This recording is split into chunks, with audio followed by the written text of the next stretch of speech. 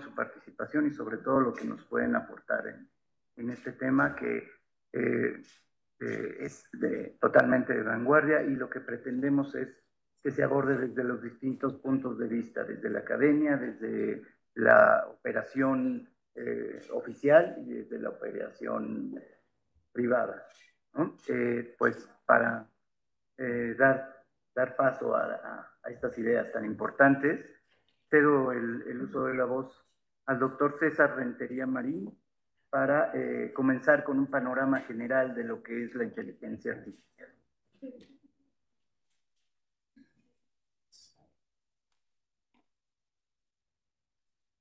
Muy bien, muchas gracias, maestro Amaro. Como bien mencionó el maestro Amaro, voy a dar una presentación introductoria sobre el uso de inteligencia artificial en el sistema judicial.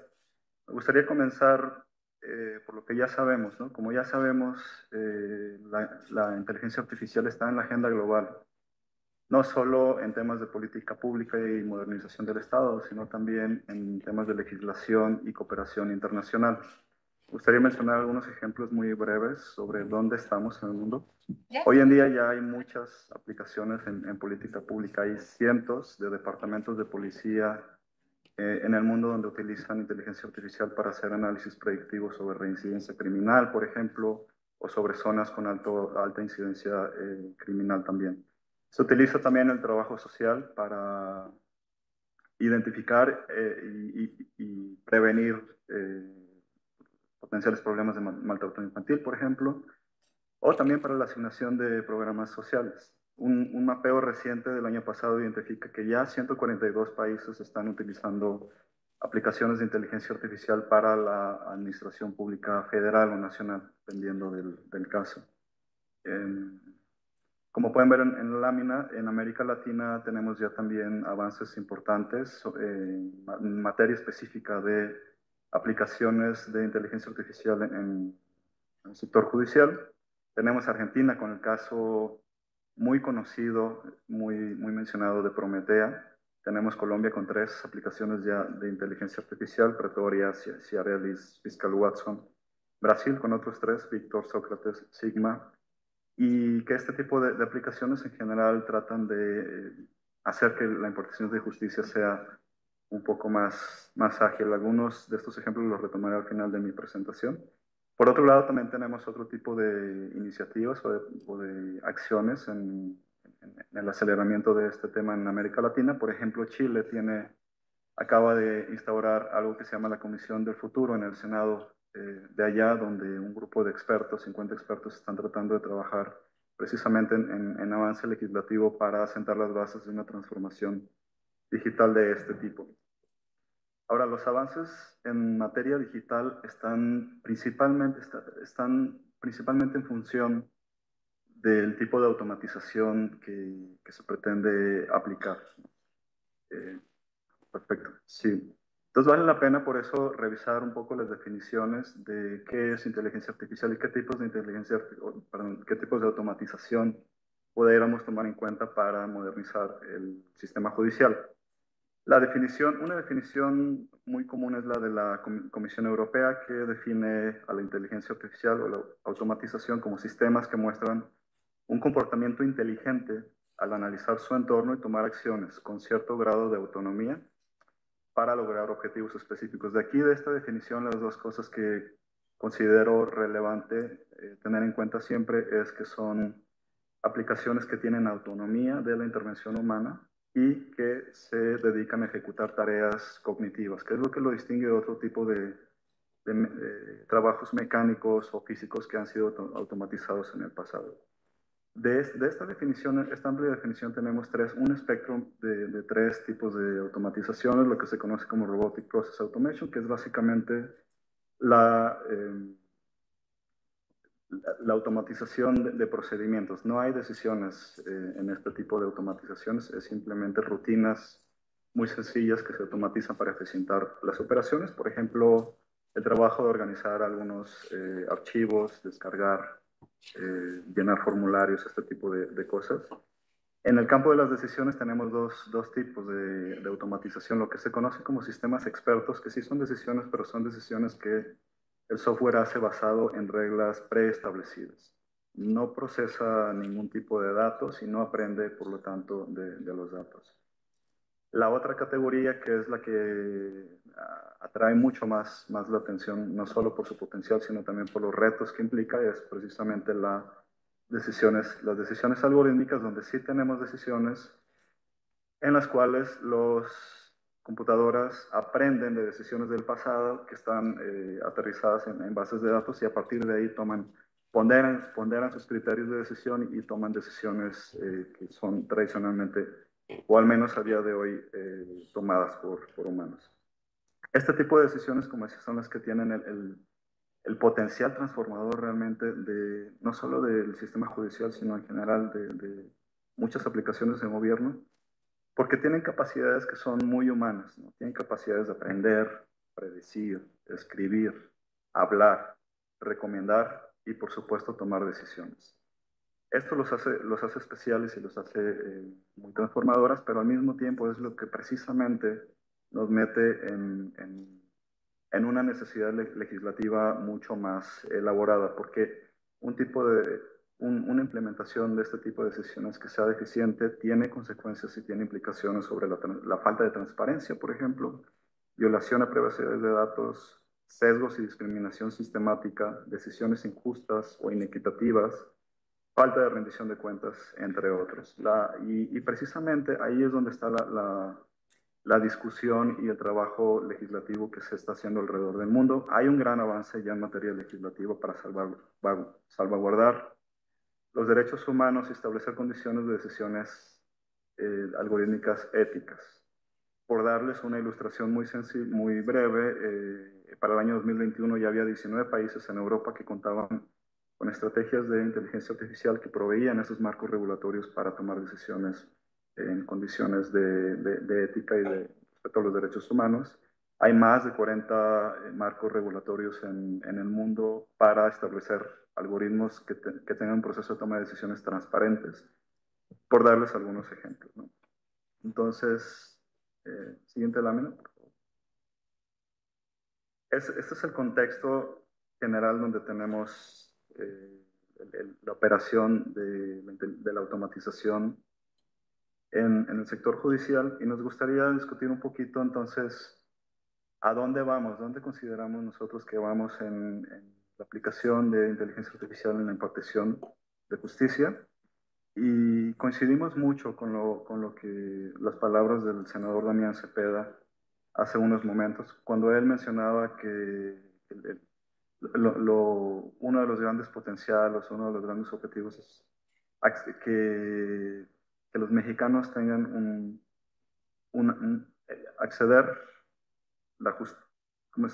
acercar la justicia a los mexicanos. Creo que coincidimos mucho con ese punto y nosotros lo vemos, pudiéramos desagregar ese mismo punto en dos ideas, ¿no?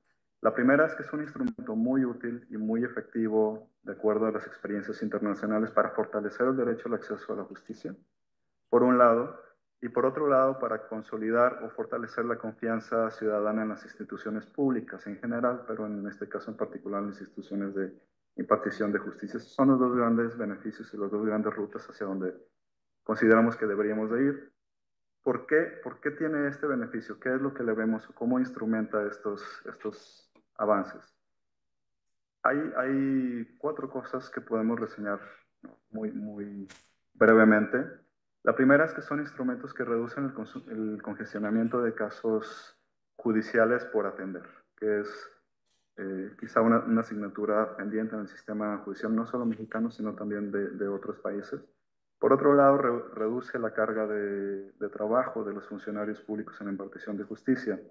Esto tiene como consecuencia pues contribuir a reducir los errores humanos que son naturales cuando hay mucha carga de trabajo y mucha carga de estrés, pero además también contribuir a que haya mayor consistencia en el cumplimiento de la norma o lo que en otros contextos se denomina como compliance.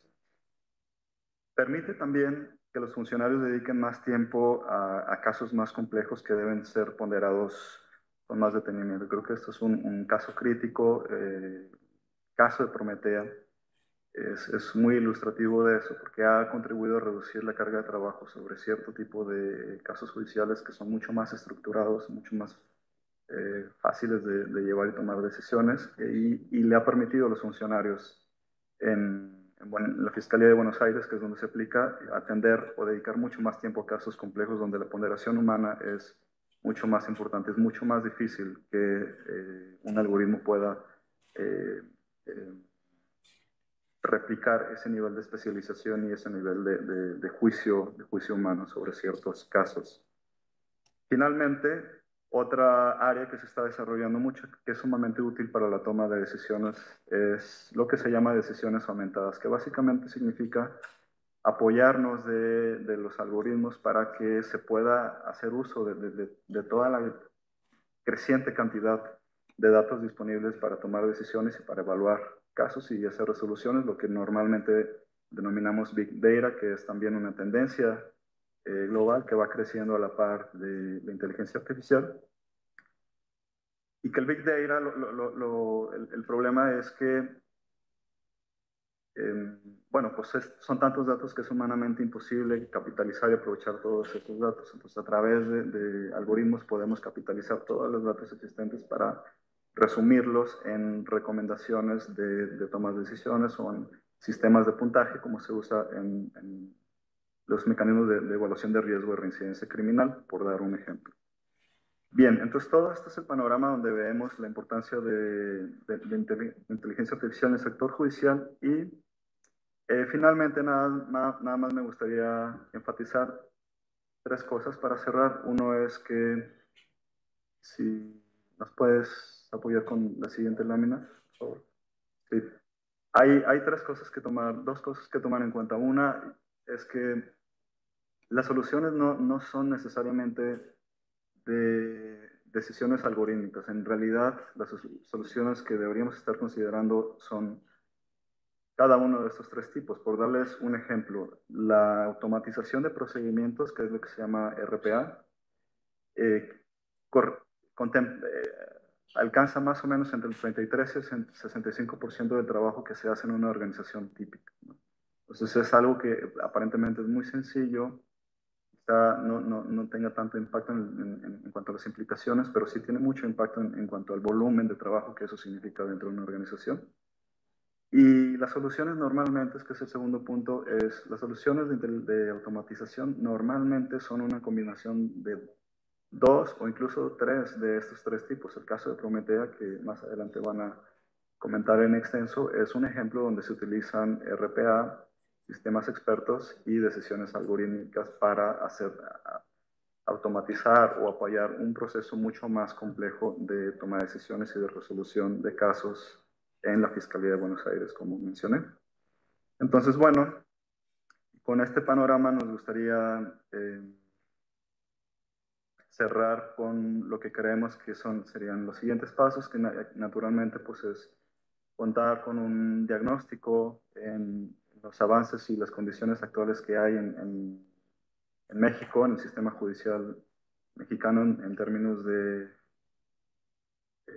transformación digital y la ruta que nosotros consideramos que deberíamos de seguir.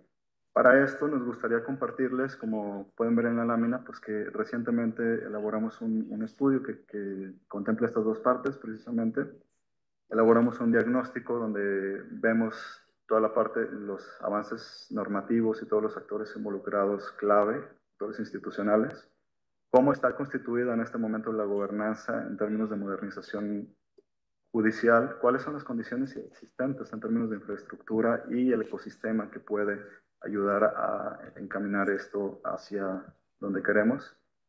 Y en términos de ruta de acción en ese mismo documento, pues sugerimos recomendaciones de política pública en tres grandes áreas, ¿no? Una, por supuesto, es la infraestructura y el desarrollo de capacidades dentro del sistema judicial. La segunda es desarrollo de servicios judiciales digitales, que adelanto que justo, como ustedes bien saben, la pandemia del COVID incidió mucho en la aceleración de la digitalización de muchos servicios judiciales. Y finalmente, algunas recomendaciones por el lado normativo para consolidar la legislación y la normativa actual en términos de transformación digital en general, pero en particular en términos de estas preocupaciones de las implicaciones de las decisiones algorítmicas en decisiones del sector judicial. Y bueno, pues con eso concluiría mi participación. Muchas gracias por su atención.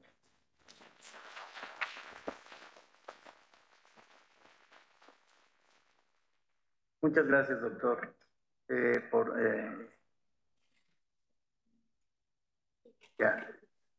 Muchas gracias, doctor, por compartirnos parte de su investigación y de aportarnos estos conocimientos. Quisiera yo rescatar algunas ideas que desde el inicio de los mensajes se dieron, que debemos de diferenciar entre digitalizaciones y automatizaciones. Ahorita estamos hablando, como dijo el doctor, de autonomía, tareas cognitivas y la toma de decisiones. Y sobre todo, algo que quiero es autores clave. Y en estos autores clave cedo el uso de la voz al magistrado Oscar Gregorio Cervera, representante del Poder Judicial, que en definitiva es uno de los autores o participantes claves en todo lo que implica esta aplicación. Muchas gracias, muy amables. Desde luego agradezco a esta soberanía el permitirme participar. Unos minutos, entiendo que entre 10 y 12 minutos. Creo que la introducción que ya se hizo ha sido muy puntual y me llamó mucho la atención, y lo digo con todo respeto, la claridad de la exposición del señor senador aquí presente, porque lo que usted dijo fue exactamente lo que necesitamos hacer para vencer ciertas inercias dentro de lo que es el aprovechamiento de la inteligencia artificial en los procesos judiciales. No es ya solamente, como se decía hace un momento, la automatización, esa la tenemos. Tenemos el sistema JUS, tenemos la posibilidad de acceder a través del SICOR y de otros sistemas informáticos que ya están utilizados desde hace aproximadamente 15 o 20 años. La Suprema Corte de Justicia, el Poder Judicial, nos ha permitido incluso a los ciudadanos en general, no solamente a los servidores públicos, el poder acceder a una serie de informaciones sistematizadas, de ejecutorias, de jurisprudencias y de casos relevantes. La preocupación que tenemos en el Poder Judicial también quedó disipada con la intervención del señor senador Cepeda cuando dijo: no vamos a robotizar a los jueces y no pensamos prescindir de los jueces. Eso tranquiliza. La obligación que tenemos los jueces es resolver los casos que nos llegan, y los casos que nos llegan dependen de la actividad de la sociedad y en una parte muy importante también de la actividad de los abogados postulantes. Un juez tiene que resolver con base en hechos, y esos hechos se agradecería mucho que fueran ciertos, porque si no son ciertos, entonces los jueces estaríamos resolviendo sobre las mentiras mejor contadas. Y esto no es bueno para los jueces, no es bueno para la sociedad y no es bueno para los precedentes judiciales. Por lo tanto, si nosotros no hacemos un cambio a nivel sociedad, a nivel persona que se siente vulnerada en sus derechos y que en términos del artículo 1 de cualquier código de procedimientos de la República está legitimada para acudir ante una instancia judicial para que esos derechos les sean respetados. ¿Podemos hacerlo de una manera ágil? Sí, sí podemos hacerlo de una manera ágil. Yo con todo afecto cuestiono el hecho de que por el solo hecho de tomar o de tener en cuenta la digitalización o la presentación de una demanda a distancia, esto signifique que se va a agilizar el procedimiento. Y les voy a explicar qué es lo que está pasando en los tribunales. Se presenta una demanda a través de medios electrónicos, justicia a distancia o justicia digital. La demanda llega ante un juez. El juez lo que hace es imprimir, poner así en blanco y negro todos los documentos y la demanda para que pueda ir a notificar a la parte demandada. La parte demandada puede contestar digitalmente y puede contestar por escrito.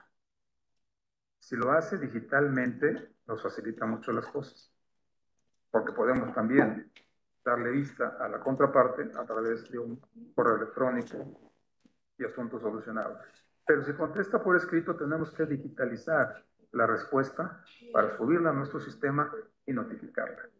Y si analizamos el código, la propuesta de código que se está discutiendo, vemos que hay un artículo específico que dice que se puede optar, las partes pueden optar por el sistema digital y por el sistema escrito, lo que significa que el actor podría llevar el juicio por el sistema digital y el demandado por el sistema escrito. Esto quiere decir que vamos a tener dos expedientes. Eso es lo que está pasando en la práctica. Me encanta la idea de que se haga más rápido, pero esto tiene costos. Tiene costos para la sociedad en tiempo, tiene costos de percepción de confianza en cuanto al desempeño de los jueces y de los magistrados y magistradas, no del Tribunal Superior de Justicia de la Ciudad de México y de nuestros señores ministros y ministras de la Suprema Corte de Justicia de la Nación. Entonces, abatir los costos suena como música para los oídos de cualquier juez. ¿Por qué? Porque eso nos permitiría que el presupuesto que se nos autoriza nos diera para más cosas, nos diera para ser más eficientes, estar más capacitados. Ese es un punto. Un segundo punto tiene que ver con la territorialidad de las decisiones que dictan los jueces, en contra de una justicia digital que no reconoce fronteras. Es un tema que, desde el punto de vista de los derechos fundamentales, del acceso a la justicia y de evitar que haya asimetrías entre las partes contendientes, debe ser atendido en función de la implementación de la justicia digital y del uso de la inteligencia. ¿Por qué? Porque el acceso a la justicia es un derecho fundamental, pero también es un derecho humano. Este Senado ha ratificado una cantidad muy importante de convenios internacionales que han sido suscritos por el presidente de la República, y cuando son ratificados y publicados por este Senado, lo que ocurre es que son obligatorios. Y al ser obligatorios, los jueces tienen que resolver los problemas que se planteen, buscando que se respeten esos derechos contenidos en esos convenios internacionales. Aunque no tengamos una legislación que así lo prevea, aunque no tengamos una legislación que nos lo facilite y aunque no contemos con los recursos humanos, materiales y financieros para hacerlo. ¿Esto qué significa? Que Óscar Cervera, cuando recibe una demanda, no puede dictar un acuerdo que diga: o recibido a la demanda del ciudadano fulanito de tal. Y una vez que el Senado de la República, el Congreso de la Unión o el Congreso de la Ciudad de México legislen al respecto, se acordará lo conducente. Es obvio, ya vemos muchos abogados, habemos gente de la sociedad civil, habemos académicos, habemos estudiosos del derecho y jugadores. Señores senadores, no podemos dictar un acuerdo de esa naturaleza porque incurrimos en responsabilidad. ¿Y qué es lo que tenemos que hacer? Resolver la controversia que ha sido planteada. Y para ello tenemos que valernos exactamente de la computadora Pentium que tenemos, que cuando nos dicen va a haber una videoconferencia, pues sacamos nuestros celulares, porque no tienen cámara. Entonces, ¿cómo va usted a tener una videoconferencia? Y no es queja, simplemente estoy planteando lo que es la realidad. ¿Cómo voy a tener una videoconferencia o le voy a pedir a un juez que tenga una videoconferencia si no tiene cámara? La compramos, eso es lo de menos, pues no la sabemos operar. O sea, a estas cosas, verdaderamente entre absurdas y ridículas, nos hemos tenido que enfrentar, ya las superamos, señores senadores, público en general, ya las superamos, señores académicos, pero aún así estamos rezagados. Entonces necesitamos de todos los apoyos que nos puedan dar, pero tampoco se preocupen, si no nos pueden dar los apoyos, vamos a seguir sacando el trabajo y el compromiso institucional que tenemos con los elementos y con los materiales que tenemos. Y en ocasiones Yo sé que ustedes también lo hacen y todos los que estamos en el ejercicio de la función pública lo tenemos que hacer, aportando nuestros propios instrumentos de trabajo, nuestra computadora, nuestro tablet o eventualmente un instrumento de inteligencia artificial que es nuestro teléfono celular, que ya prácticamente controla muchas cosas en nuestras vidas, entre otras nuestra agenda. Entonces, a mí el punto que me preocupa es ese. ¿Cómo vamos a controlar? ¿Cómo va a estar la inteligencia artificial frente al imperio de la ley? ¿Cómo va a estar la inteligencia artificial frente a la norma constitucional, a los derechos humanos, a la igualdad? Y más que nada, y esto lo dejo como un punto que merece un tema aparte de discusión, ¿cómo vamos a tratar a los grupos vulnerables? ¿De qué manera vamos a proteger, en términos de lo establecido por la Convención de los Derechos del Niño, el interés superior del menor? ¿Cómo vamos a proteger ese interés? ¿Y cómo voy a observar el principio de inmediatez en una audiencia a distancia en la que tengo que entrevistar a un menor y el menor se tiene que sentir cómodo? Y en ocasiones esa entrevista con ese menor es el único elemento distinto del que manejan los abogados de los padres para poder llegar a conocer la verdad. Entonces, son cosas muy sensibles desde el punto de vista social, muy difíciles desde el punto de vista jurisdiccional. Y además usted tiene que hacer sentir bien a un menor a distancia y tiene que obtener información que además tiene que clasificar de tal manera que no le afecte al menor en su vida personal. Porque hay niños y hay niñas que te dicen, Oscar, por favor, esto que estoy diciendo no se lo vayas a decir a mi mamá, no se lo vayas a decir a mi papá, porque puedo tener problemas. Entonces, el humanismo, el imperio de la ley y la inteligencia artificial, ¿cómo se deben dar la mano para hacernos más eficientes? Eso es muy importante. A nosotros la automatización nos ayuda mucho. También nos ayuda mucho a entender que el desarrollo de sistemas como los que se acaban de mencionar en Argentina, en Colombia, han demostrado tener una extraordinaria eficiencia. Pero en ocasiones los sistemas tienen sesgos y esos sesgos deben de ser analizados.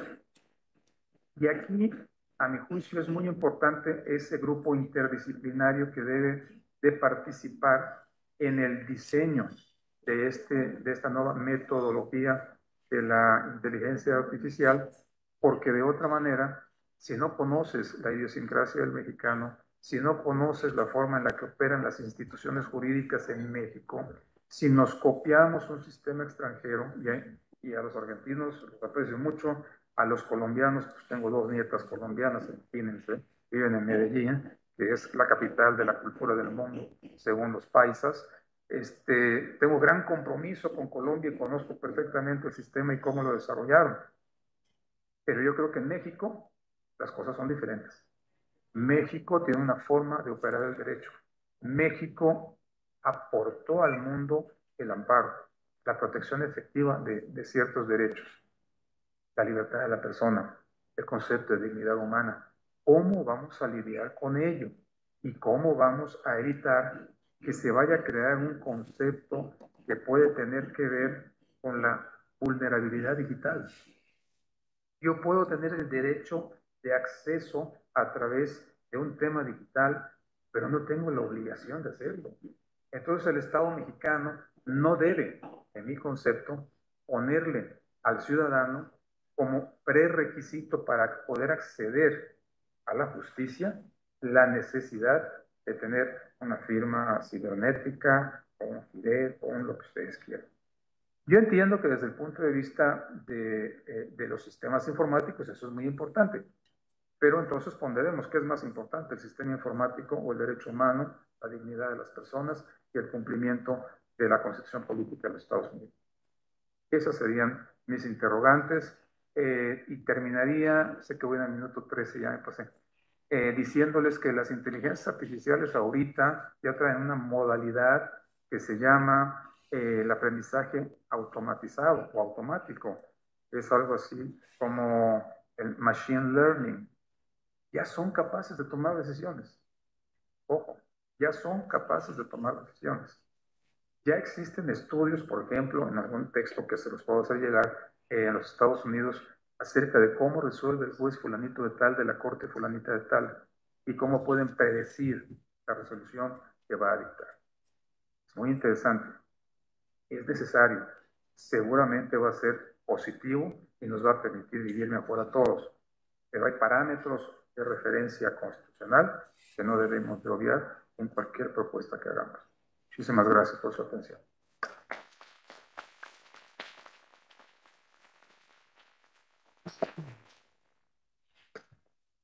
Muchas gracias, magistrado, por sus aportaciones. De lo que usted nos compartió, creo que forma parte ineludible de lo que nos comentaba el doctor César.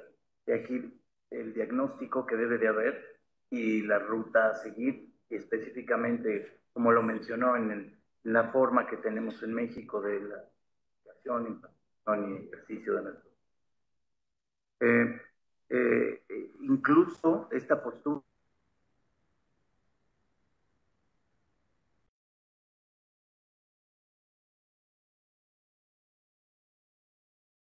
en este sentido, en lo que usted tocó, en dónde deja la ponderación de estos derechos humanos frente a la Constitución o la inteligencia artificial frente a la Constitución. Pues para eso le cedo la voz al maestro Jorge Roberto Ordóñez como otro de los actores fundamentales en esta fórmula que es necesaria que se. Bueno, pues muchas gracias por la invitación a la Secretaría de Relaciones Exteriores a través de su director general de Asuntos Jurídicos, mi querido amigo César García Mondragón. Gracias al senador Cepeda por quedarse a la exposición. Gracias a mis colegas que están en el presidium en esta mesa. Yo traigo a colación algo que ahorita mencionó el magistrado y la Colombia de García Márquez.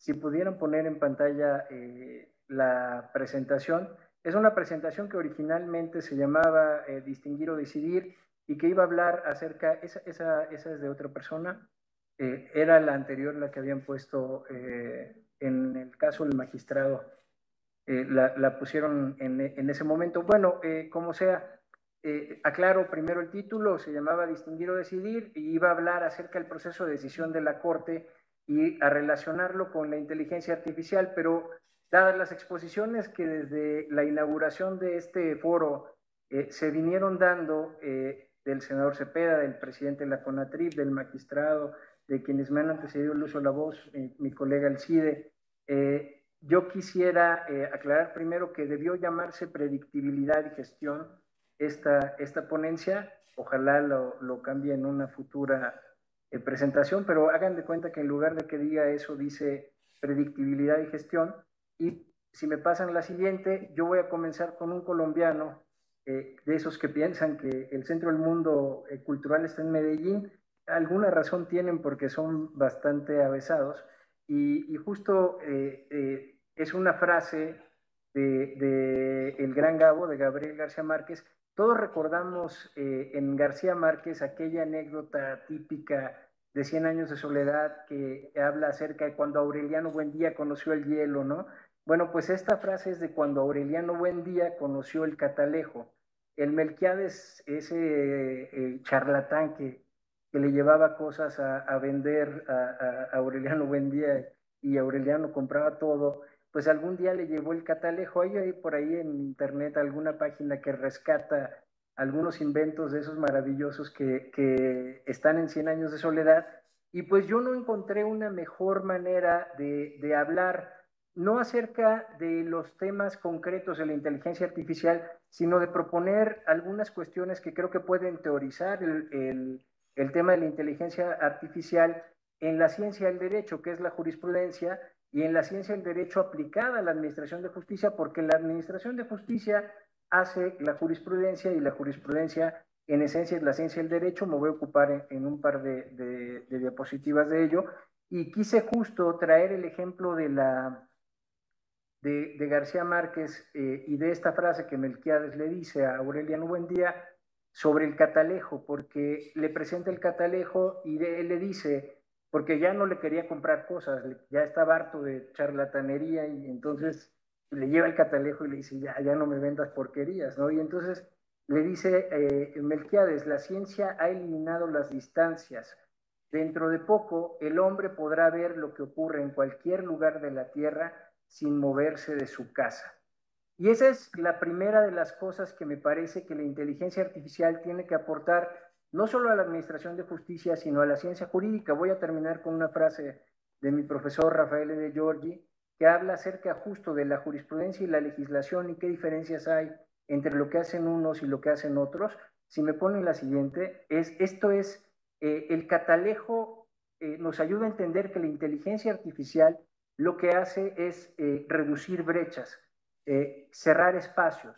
Y eso que ahorita mencionaban tanto el doctor del CIDE como el magistrado, eso ayuda, pero también genera riesgos y complejidades. Entonces, ¿cómo podemos hacer que la inteligencia artificial pueda auxiliar a la ciencia jurídica, a la ciencia del derecho?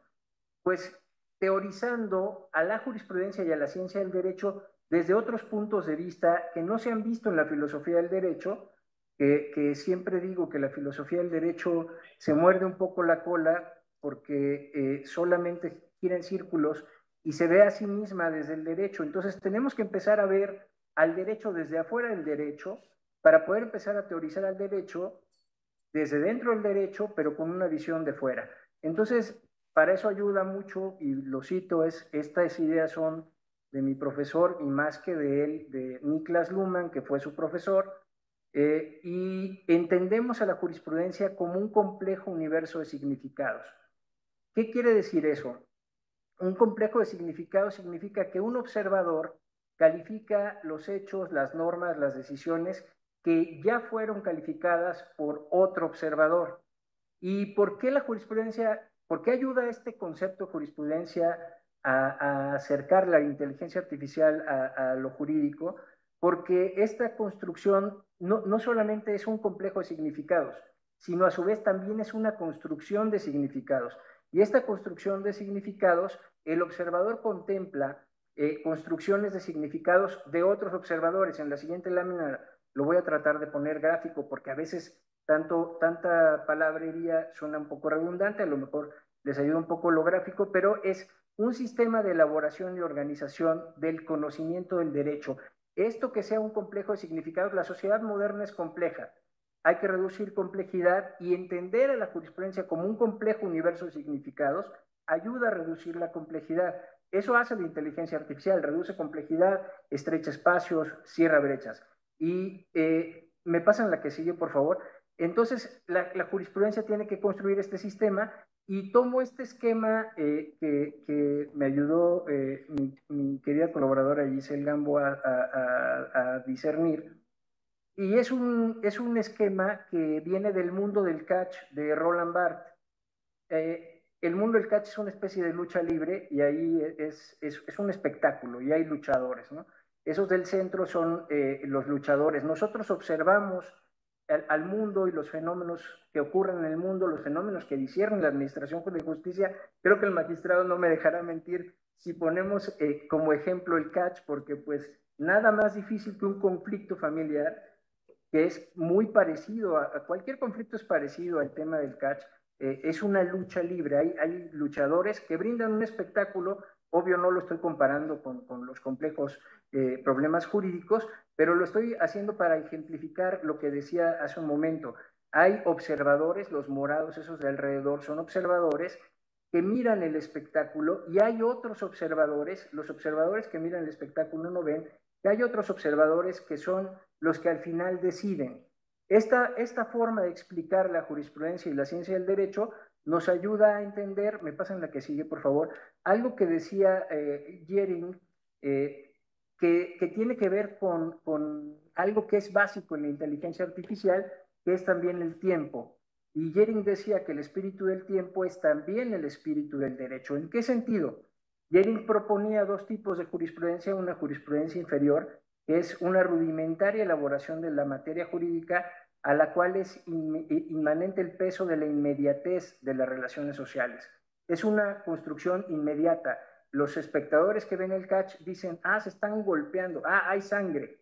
Es básica, es de terminología básica. Y después hay una jurisprudencia superior que es un arte libre que constituye, forma y produce el derecho, y es una ciencia que eleva la materia jurídica a un estado superior de agregación. Ya no solamente hay sangre, esa sangre tiene que ser, o ese pleito tiene que ser gestionado, ese pleito tiene que ser resuelto, ese pleito tiene que llevarse a buen puerto, a la tranquilidad, al orden, ¿no? ¿Me pasan la siguiente? Entonces, estas ideas, que pues en 10 minutos decir algo pues coherente de inteligencia artificial aplicada a la administración de justicia, pues sí es un reto. Yo lo único que traté fue justo de poner estas ideas y esta teorización de lo que puede ayudarnos a hacer de la inteligencia artificial algo más útil, no solamente en los ejemplos que muy bien están en este diagnóstico que pues me acaban de entregar y que yo también voy a promover, porque también soy cideíta, he sido profesor del CIDE y también es mi casa y la adoro y creo que el CIDE es una gran institución. Proponer algunos temas de discusión y cuestiones que pueden ayudar a ir teorizando los problemas de la inteligencia artificial, no solamente aplicar la administración de justicia, sino en general. Decía yo, desde el catalejo aureliano, que me parece una metáfora perfecta para describir el tema de la inteligencia artificial, a estrechar espacios. También nos va a ayudar a comparar para crear. Ahorita mencionabas cuántos sistemas ya existen en Latinoamérica. Yo agregaría el CIMOR de la Corte Interamericana, que es una base de datos que nos ayuda. Pero en el tema de la inteligencia artificial, y me faltó un cuadrito, ahorita lo tomé justo de todas las participaciones de todos, tenemos que gestionar, no controlar, que ahí creo que difiero con el magistrado. Esto nos controla si queremos, pero también nos ayuda a gestionar. Entonces es lo mismo con la inteligencia artificial. ¿Y qué vamos a gestionar? No a controlar. Vamos a gestionar primero los miedos, que en general se tienen en cualquier conflicto en la sociedad. Vamos a gestionar el aprendizaje, como bien decían. Vamos a gestionar los riesgos que existen, porque la sociedad moderna, que es compleja, es una sociedad del riesgo. Vamos a gestionar los datos, que esto es también básico. Decía el magistrado, no podemos importar modelos, claro que no, pero podemos hacer que los datos que existen fuera, que las semánticas, que esta construcción, este universo de construcción de significados, que es la ciencia jurídica, que se alimenta de semánticas, pueda gestionarse a través de la inteligencia artificial y con ello administrar, por supuesto, el conflicto y también el aprendizaje. No solamente el conflicto, sino también el aprendizaje. ¿Para qué nos sirve la inteligencia artificial? Para introducir semánticas que nos ayuden a esta gestión. ¿Para qué nos sirve la inteligencia artificial? Para tomar decisiones que ocurren en el presente, y eso también es muy importante. A veces esto nos pierde, mi esposa me dice que ya me fui al infinito cuando ando acá, entonces nos ponen en el presente. Si nosotros podemos tomar, la jurisprudencia es una decisión, por eso esta se llamaba inicialmente decidir o distinguir por un tema de filosofía analítica respecto a esto que les estoy planteando. Yo digo, la jurisprudencia es una decisión en general. Toda decisión, en general el derecho toma decisiones, los legisladores toman decisiones y las toman en el presente. ¿Por qué en el presente? También ayuda que todas las semánticas, todos los datos que existen contribuyan a tomar estas decisiones y se toman en el presente, porque la jurisprudencia, en la teoría que les planteo, es la unidad de una distinción entre pasado y futuro. La jurisprudencia decide, reduce complejidad, decide, vuelve a generar nueva complejidad que va a tener que volverse a decidir, y lo mismo hacen los legisladores. Ahora haré una distinción. Bueno, los derechos se defienden con ideas, con semánticas. Si esta gestión del conflicto que está alimentada por verborrea, por jurisprudencia inferior, se cambia a semánticas, las semánticas ayudan a defender derechos. Por eso hemos inventado los conceptos de derechos sociales, hemos inventado los derechos digitales, hemos inventado semánticas en el derecho que nos ayudan justo a esto. Y bueno, la inteligencia artificial es un canal para sistematizar y para gestionar. Y atacar la experiencia, perdón, atraer la experiencia del otro, muy importante. Atraer la experiencia del otro es hacer esto que decimos. Ahí están todas esas bases de datos. Me van a ayudar a resolver. Si me ayudan a resolver, qué bueno, la traigo. Si no me van a ayudar a resolver, pues ahí que se queden, es la gestión de datos. Es el catalejo de Aureliano, el catalejo de Melquiades. Me voy a acercar, voy a ir hasta Rusia, hasta Japón, hasta Arabia, hasta donde quiera, para encontrar lo que me acerque al otro, y también aquí mismo en la gestión del conflicto voy a atraer la experiencia del otro, la voy a hacer propia, y si me toca estar del lado que está el magistrado, la voy a decidir. Y finalmente la inteligencia artificial es una herramienta cognitiva, no de otra naturaleza, porque si la volvemos de otra naturaleza, pues entonces ahí vienen todos los temas del riesgo y de si la automatización va a sustituir a las personas. No, es una herramienta cognitiva, punto. Me pasan la siguiente porque ya me pasé del tiempo. Bueno, ahí hay contenidos de la inteligencia artificial que tomo de Google.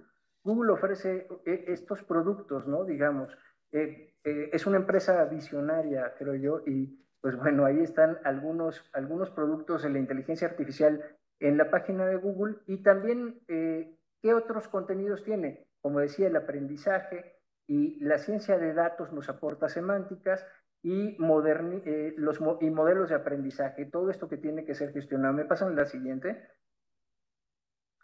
Como decía, hubiera titulado predictibilidad y gestión, pero ¿por qué digo, por qué hablar de predictibilidad? Pues porque justo esto, o sea, tenemos el miedo, el riesgo, el temor de que esto nos sustituya, nos cambie, tome decisiones en automático, tome decisiones mal tomadas, se puedan predecir a través de la ciencia de datos cómo va a resolver cierto juez. Eso es muy importante. A un juez, si tú le llevas el precedente, no va a tener manera de revertir su precedente si no argumenta en contra de él mismo. Entonces es muy importante la ciencia de datos para los abogados, los que estamos afuera, en la calle, litigando, los operadores jurídicos que planteamos a los jueces las semánticas que queremos que se resuelvan, pues para nosotros es muy importante llegar con el juez y tener la oportunidad, y ahí también la importancia de la inteligencia artificial y la gestión de datos en la administración de justicia, de tener claro cómo ha resuelto ese juez en X caso. Entonces, yo por eso digo que la predictibilidad, los seres humanos tenemos ansiedad porque no podemos tener el conocimiento de todo. No tener el conocimiento de todo, lo decía el senador Cepeda, nos genera, lo hablaba en otro sentido, ¿no? No tener conocimiento nos genera ansiedad, también aquí en la mesa se dijo, ¿no? Y la ansiedad, pues nos genera enfermedades, la ansiedad nos genera estrés, y el estrés un montón de cosas. Por eso también digo que la inteligencia artificial puede ser la salud del futuro, en todos los sentidos, lo decían ahorita en términos médicos, pero también en lo jurídico. Y finalmente, justo termino con me pasan la siguiente, por favor, una cita de mi profesor, mi querido profesor de Giorgi. La libertad de la legislación se llama posibilidad de construir futuros diversos. La coacción para decidir de los tribunales se llama prohibición de negar justicia. Un sistema es abierto, como en los sistemas inteligentes, o cerrado. Cuando es abierto aprende, cuando es cerrado no aprende. ¿En qué sentido la legislación es abierta? La legislación abierta tiene esa libertad de proponer semánticas, de crear. La jurisdicción no, aunque la tiene. Y en este país creo que ha sido básico que los tribunales hayan tenido ese valor de tener esa libertad de legislar a veces, realmente, de tomarse algo que pudiera considerarse como una atribución o una invasión de una esfera, de legislar, pero porque han tenido el valor de introducir esas semánticas. Creo que es una discusión que podemos tener en otro momento, pero justo con esto trato de cerrar estas que son ideas que pueden ayudarnos a teorizar la inteligencia artificial. Muchas gracias.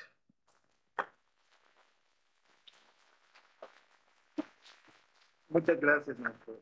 Definitivamente es una parte fundamental lo que nos acaba de compartir. y este complejo universo de significados tendría que formar parte integrante de este algoritmo que estábamos. Tenemos con nosotros al doctor Juan Manuel Rodríguez Carrillo, que también tiene estudios respecto de un proyecto de inteligencia artificial aplicada a la impartición de cero del uso de la voz. Gracias. Pues yo voy a presentar algunos aspectos generales del uso de Prometea, un poco para ver cómo puede ser la aplicación en el sistema mexicano. Obviamente no coincido con lo que ya decía un ponente, el ponente magistrado, de que no tenemos que traer otros casos a México, pero sí funcionan como un ejemplo de cómo se puede utilizar. Si me pasan la siguiente, por favor. Bueno, Prometea inicia su funcionamiento en noviembre de 2017 en la Fiscalía General Adjunta en lo contencioso administrativo y tributario del Ministerio Público Fiscal de la Ciudad Autónoma de Buenos Aires, y es el resultado del trabajo conjunto entre la Fiscalía y la Facultad de Derecho de la Universidad de Buenos Aires a través del Laboratorio de Innovación e Inteligencia Artificial. Siguiente. Tenemos que hacer algunas precisiones en este momento porque son aspectos que vamos a ver en las subsecuentes láminas. Y pues, como no es un caso, hay aspectos que no son necesariamente, o no se acercan al caso mexicano. Entonces, en el caso de Buenos Aires, el Ministerio Público Fiscal forma parte del Poder Judicial de la Ciudad Autónoma de Buenos Aires y está dotado de autonomía funcional. Otro aspecto que vamos a ver a lo largo de la presentación son los dictámenes judiciales, ¿no? Que es algo que no existe en el caso mexicano. Y en el caso de Buenos Aires son emitidos en el marco de procesos no penales como opinión, recomendación o puntos de vista de la Fiscalía sobre un determinado asunto y presentados ante el Tribunal Superior de Justicia. Vamos a nombrar como tribunal. Y otra cosa es el amparo habitacional, que también es una parte de la que se encarga sobre todo Prometea. Y bueno, la Constitución de la Ciudad Autónoma de Buenos Aires, en su artículo 31, reconoce el derecho a una vivienda digna y a un hábitat adecuado. Para ello resuelve progresivamente el déficit habitacional, infraestructura y servicios, dando prioridad a las personas de los sectores de pobreza crítica y con necesidades especiales de escasos recursos. A su vez, en su artículo 14 establece que toda persona puede ejercer acción expedita, rápida y gratuita de amparo siempre que no exista otro medio judicial más idóneo contra todo acto u omisión de autoridad pública. Siguiente. Entonces, ¿qué es Prometea? Bueno, Prometea es un software que tiene como objetivo la automatización de tareas reiterativas y la aplicación de inteligencia artificial para la elaboración automática de dictámenes judiciales basados en casos análogos para cuya solución ya existen precedentes judiciales. Entonces, aquí vamos a ver algunos aspectos de los que ya han abordado los ponentes que me precedieron. Vamos a ver cómo se aplica ya, ¿no? Cómo lo ha aplicado ya un software en la impartición de justicia. La siguiente lámina, por favor. ¿Qué innovación presenta Prometea? Bueno, pues como ya se señalaba un poco, predice una solución o dictamen que el fiscal presenta al juez. Es decir, Prometea emite una recomendación para cada caso con base en sentencias previas de casos similares o análogos, ¿no? En este caso. Siguiente. ¿Cómo se desarrolló Prometea? Bueno, se realizaron dos acciones en forma paralela y es algo que ya señalaba César que es necesario hacer. Primero tiene que contar con la digitalización, ¿no? O sea, tienen que estar digitalizadas las sentencias, en este caso los dictámenes, notificaciones, escritos judiciales y toda la parte, digamos, que sienta presentes jurídicos para la resolución de un caso. Y tienen que estar, se tienen que organizar en bases de datos. La otra parte que se realizó también, y pues esto es esencial, ¿no? La digitalización, porque si no contamos con esta digitalización y bases de datos, pues Prometea no puede funcionar, un sistema de inteligencia artificial no puede funcionar. La siguiente es generar un diagnóstico en la institución. En este caso, en esta fiscalía dice sobre la tarea en este caso el diagnóstico se generó sobre la tarea que la fiscalía lleva a cabo frente al Tribunal Superior de Justicia y se determinó que el 73% de las tareas de la fiscalía estaban orientadas a la elaboración de dictámenes en materia de amparo y que de estos más del 60% eran en amparos habitacionales. Siguiente, por favor. Luego se generaron, después de este diagnóstico y digitalización, se generaron árboles de decisión que tuvieron como objetivo predecir a qué clase pertenece cada amparo a partir de una serie de atributos. Por ejemplo, se genera un atributo, por ejemplo, la persona es vulnerable, sí o no, y entonces se da el amparo o se niega el amparo, ¿no? Entonces, en este caso, pues un árbol de decisión es mucho más complejo, tiene más atributos y más palabras claves, y suele ser más, pues mucho más elaborado, ¿no? Pero es una forma de ejemplo para entender qué es un árbol de decisión. Para la construcción de los árboles de decisión se integró un equipo entre funcionarios de la Fiscalía y programadores para identificar los supuestos y la selección de palabras clave que identificaría cada asunto. en este caso pues, cada amparo, ¿no? A partir del diagnóstico y los árboles de decisión se determinó que existen 4 clases de amparo en donde el dictamen judicial es estandarizado, es decir, siempre se dictaminan en el mismo sentido, siempre hay una sentencia en el mismo sentido, ¿no? Entonces están los amparos habitacional, de licencias para conducir taxi, ejecuciones fiscales y empleos públicos, o lo relacionado con los empleos públicos. Siguiente. En cuanto a los amparos habitacionales, en la que los jueces emiten siempre la misma resolución jurídica, es decir, lo que va a generar los precedentes judiciales es personas solas con buen estado de salud, que por ejemplo en este caso un atributo para generar una decisión sería el estado de salud de la persona que interpone el amparo, ¿no? Entonces ahí ya se genera una decisión, sí o no, pero bueno, son más complejos, pero es para entender un poco cómo va funcionando la inteligencia artificial en este software. Entonces, si tienes buena salud, pues se niega el amparo, ¿no? Personas sanas con niños, ordena el gobierno que provee ayuda monetaria. En el caso de personas con discapacidad y personas mayores de 60 años, se ordena al gobierno que proporcione vivienda digna. Siguiente, por favor. Ahora, ¿cómo funciona Prometea? Bueno, Prometea funciona a partir de una arquitectura de 3 capas que pueden recibir cambios o actualizaciones de forma independiente. Esto es importante porque en la parte de lógica del negocio, que es donde se generan las reglas, es decir, cómo va a tomar la decisión Prometea, pues ahí se puede ir modificando de acuerdo incluso con los cambios en la jurisprudencia o reformas a las leyes o reformas constitucionales, ¿no? Entonces, primero está la interfaz con el usuario, donde se da la interacción del usuario con el sistema de forma directa, ya sea mediante un chat conversacional, es decir, mediante teclear, o meter alguna indicación, o un asistente de voz, que ya también existe esa posibilidad de hablar directamente al sistema o al software. Luego está la parte de la lógica, o esta parte de la capa de lógica de negocios, donde se codifican las reglas funcionales de cómo se procesa la información. Y luego está otra parte, que es otra capa de acceso a datos, donde se encuentran los protocolos de acceso a datos compartidos con los sistemas o datos disponibles en la web. Es decir, Prometea no guarda información, no guarda expedientes, sino que solamente Prometea lo que hace es que mediante este protocolo accese a las otras bases de datos que ya tiene la Suprema Corte o algunos otros tribunales o la propia fiscalía, ¿no? Incluso hasta leyes o que se encuentran en otros sitios web hospedados. Siguiente, por favor. ¿Qué es lo que nos permite la interfaz del usuario? Bueno, la interfaz del usuario permite seleccionar un modelo de amparo determinado, si no sea un amparo habitacional o así, ¿no? O otro tipo de amparos. Incluso hay unos amparos que tienen que ver con sentencias por manejar en estado alcohólico. Entonces tal vez no hay mucha jurisprudencia ahí, pero se puede seleccionar este amparo, ¿no? Después buscar y mostrar una ley específica, que es esta parte de buscadores inteligentes. Buscar antecedentes como dictámenes o precedentes judiciales relevantes para un caso concreto. Es decir, tal vez no existen muchos precedentes jurídicos o un gran número en casos muy complejos, pero a partir de Prometea nos puede ayudar a jalar toda la jurisprudencia. En este caso todos los precedentes judiciales existen, ¿no? Respecto a un tema. Sobre todo en temas más complejos, donde no hay precedentes reiterativos. La otra es alertar al usuario sobre el ingreso de datos incorrectos, es decir, a veces cuando se llenan de forma manual, pues puede generar un error con el nombre o con el expediente o con quién tiene la causa en ese momento.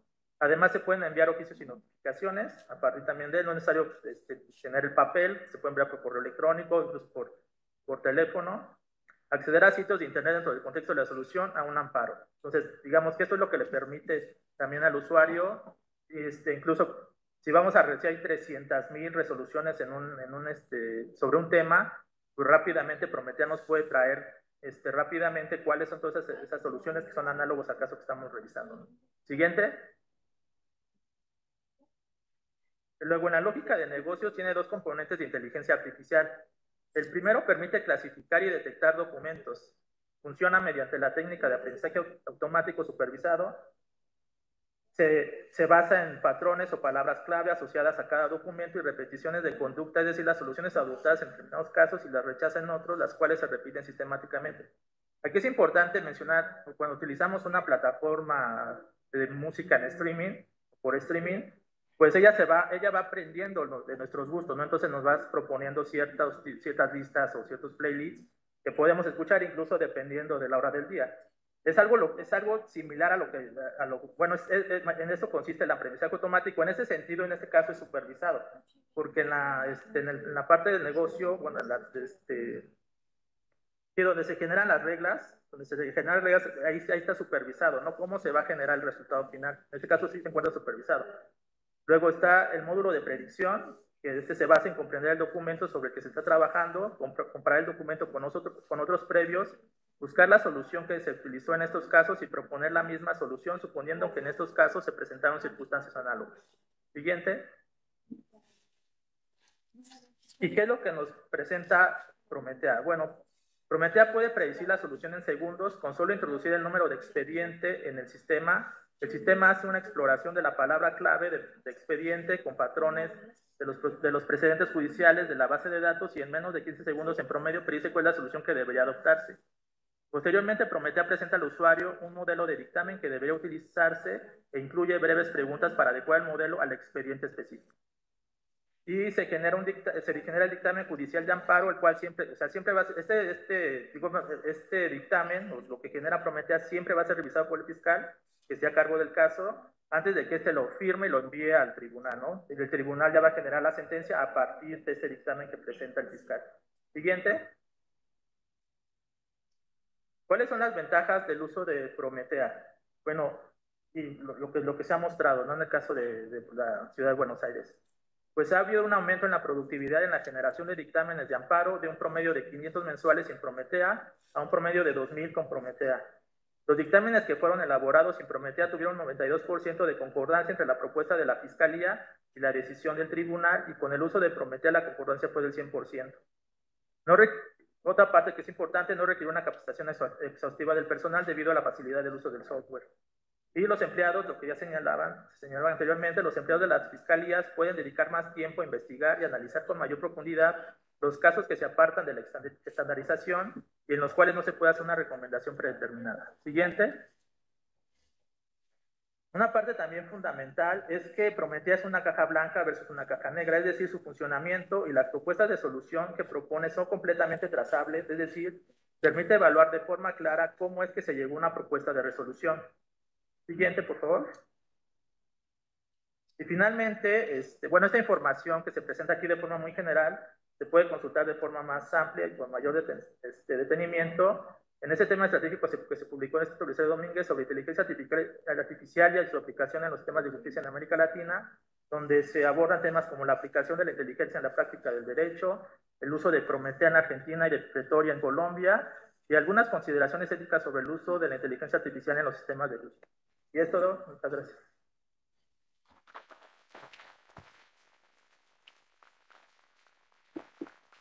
Muchas gracias, doctor.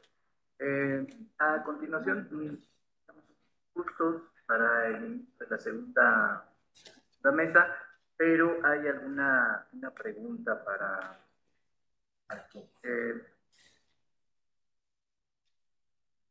nada más un ratito para esta pregunta, que es ¿qué se entiende por cierto grado de autonomía? Me imagino que entiendo que se ha estado hablando que se va a generar con la inteligencia artificial cierto grado de autonomía en la toma de decisiones. ¿Quién está? Doctor César, adelante.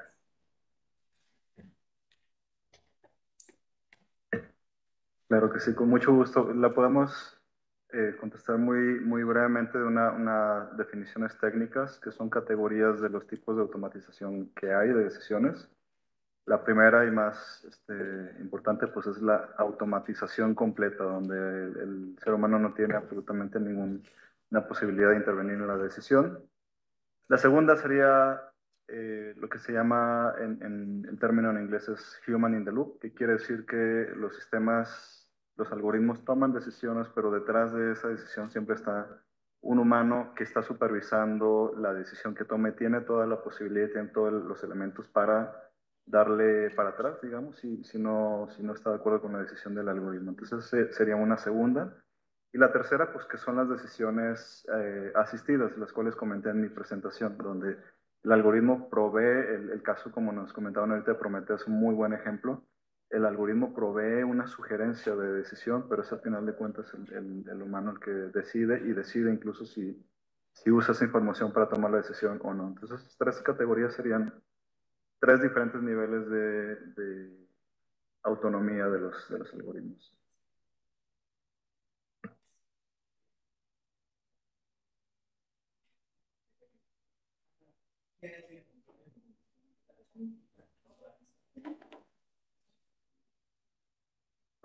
Ya está, ok. Hay una pregunta más, que creo que nos da tiempo todavía de... ¿qué hay del control de convencionalidad y la probanza del interés legítimo en toda la inteligencia? No sé. ¿Sí? Ok. Bueno, yo quise tomar el micrófono para contestar esa y un poco como para bajar estos dos ejemplos a lo que traté de teorizar. Cuando uno habla de control de convencionalidad, yo en muchas de mis clases yo decía, si usan control de convencionalidad como borracho de alcoholímetro, lo repruebo, ¿no? Por decir, porque hubo una época en el Poder Judicial en el que el control de convencionalidad era como la palabra mágica y decían, hágame control de convencionalidad, así, control de convencionalidad, ¿y cómo? O sea, aplique la ley más favorable, porque el primero dice que aplique la ley más favorable, ok, ¿y cómo? La utilización de una semántica como control de convencionalidad, interés legítimo, persona gestante, matrimonio igualitario y tantas que puedo traer a la memoria, pues dependen de las reglas del derecho y dependen de la gente que juzga y depende de la automatización de las semánticas, de las bases de datos, de la gestión de datos, de la gestión del aprendizaje, de la gestión del conflicto que se haga, ¿no? Entonces, ¿qué hay del control de convencionalidad y del interés legítimo? Pues depende cómo se use, depende cómo se plantee, depende cómo se haga. Algo muy importante en la inteligencia artificial son los procedimientos de entrada y de salida, los input y los output, ¿no? Entonces, ¿qué metiste al sistema? Metiste, por ejemplo, las controversias constitucionales. Yo digo, hay temas políticos que se pueden judicializar en las controversias constitucionales, pero si los pasas por las reglas del derecho, las reglas son otras. Si gestionas un conflicto político a través de las reglas de la política, las consecuencias, los outputs que obtengas, lo que salga, son otras. Entonces, depende, sería la respuesta a esa pregunta.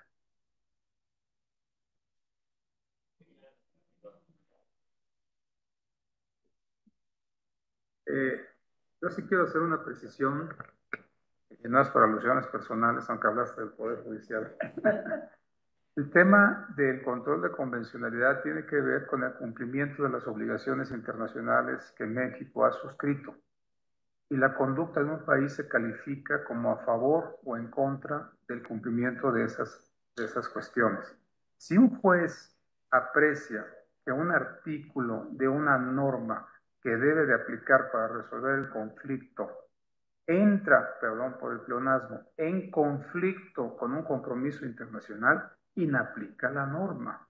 Eso es precisamente el control de convencionalidad. Y lo podemos hacer también con el control de constitucionalidad. Y tenemos un control de legalidad. Son los tres controles que tenemos en el esquema mexicano de aplicación de justicia en clave de derechos humanos y en clave de convenios internacionales. Y todavía México es considerado como un país con vocación de cumplimiento de sus obligaciones internacionales. Esa es la precisión que quería hacer. Gracias. Muchas gracias, magistrado. Bueno, con esto concluimos las preguntas que llegaron y agradezco a la brillante participación y no menos aportaciones que dieron nuestros ponentes. Muchas gracias. Desde luego le brindamos un fuerte aplauso a todos y cada uno de los realizadores de esta primera mesa, a quien solicitamos finalmente ponerse de pie para la realización de la fotografía oficial de esta primera mesa de nuestro foro a través de la señal del canal del Congreso de la Unión. Mientras tanto, le comunicamos al público asistente que de esta forma daremos paso con la segunda mesa de este foro, contaremos con la presencia de la magistrada Leticia Rocha Licea del Poder Judicial de la